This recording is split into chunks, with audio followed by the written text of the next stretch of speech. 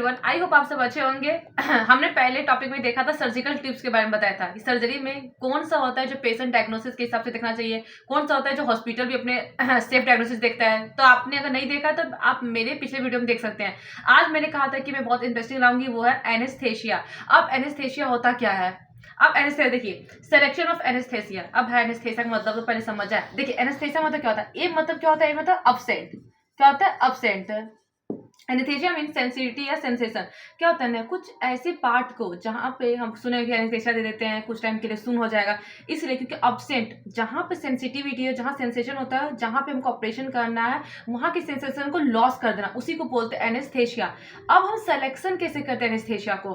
The drug और chemicals enter in body then loss of temporary sensation और reversal sensation known as anaesthesia. देखिए मैंने difference ये पूरा डिफिनेशन लिख दिया है कि ड्रग और केमिकल, या तो हमको ड्रग इंड्यूस करते हैं केमिकल इन बॉडी, किसके बॉडी के अंदर, then loss of temporary sensation. देखिए यहाँ पे टेम्पोररी सेंसेशन, कुछ टाइम के लिए वो क्या होता है, सेंसेशन लॉस हो जाता है, या reversible sensation known as anaesthesia. अब इरिवर्सिबल नहीं बोल दिया जाएगा कि हाँ कभी इसका सेंसेशन लॉस थी कभी आएगा ही नहीं। रिवर्सिबल सेंसेशन मतलब वो फिर से आ जाता है, 2 घंटे बाद, 4 घंटे बाद, 5 घंटे बाद सेंसेशन वापस आ जाता है नॉर्मल कंडीशन में।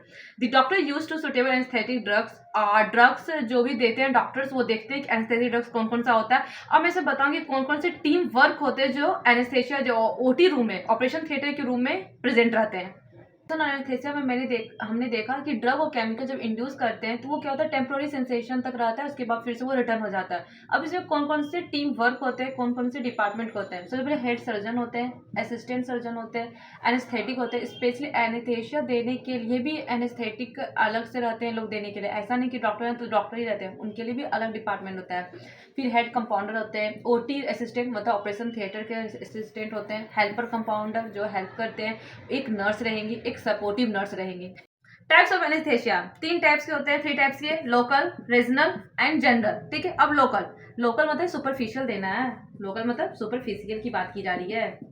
ठीक है, ओनली 1 पार्ट सेंसेशन लॉस, एक ही पार्ट को हम सेंसेशन लॉस करते हैं। The temporary loss of sensation in A part of body common in surface canal, या तो सरफेस हो गया, सुपरफिशियल सरफेस की बात कैनाल हो गया, वो एक टेम्पोररी के लिए करते हैं।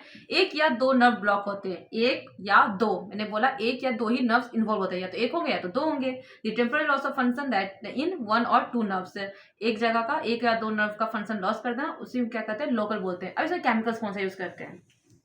तो हम केमिकल नेम देखते हैं कहाँ कहाँ एनेस्थेसिया को यूज करते हैं। ठीक है, सबसे पहले लिग्नोकेन। लिग्नोकेन क्या होता है? टीथ एक्सटेंशन, दांत निकालने में हम लिग्नोकेन यूज करते हैं। ईयर वैक्स में, नोज में, टूथ मतलब मैंने ENT लिखा, ईयर में भी, नोज में भी और टूथ में भी, टीथ में भी हम लोग यूज करते हैं लिग्नोकेन को।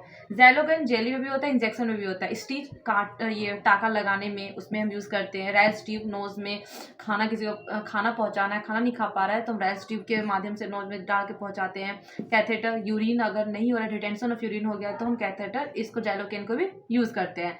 फिर लिडोकेन, लिडोकेन क्या होता है? पेल्विक ऑर्गन, कोई भी पेल्विक ऑर्गन हो, एनी वेजाइनम, चाहे लेबिया हो गया, पेरिनियम हो गया, कोई डिलीवरी करते समय हम लिडोकेन का यूज करते हैं।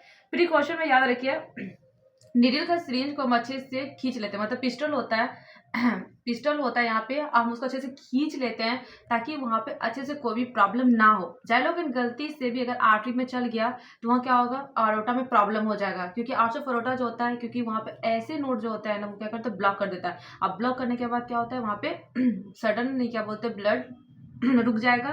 और जैलोकेन और लिग्नोकेन जो होता है वो ऐसे नोड का रिसेप्टर होता है, वहाँ प्रेजेंट होता है, तो हमको ध्यान से देना पड़ता है कि आर्टरी में ना जाए, उसको ध्यान से देना पड़ता है हमको जैलोकेन को। तो आई होप वीडियो को पसंद आ रही होगी। मैंने अभी तक सिर्फ लोकल एनेस्थेसिया के बारे में बताया, अभी रीजनल और जनरल दोनों बचा हुआ है। मैं नेक्स्ट बार आपको रीजनल और जनरल एनेस्थेसिया के बारे में लाऊंगी। Thank you everyone.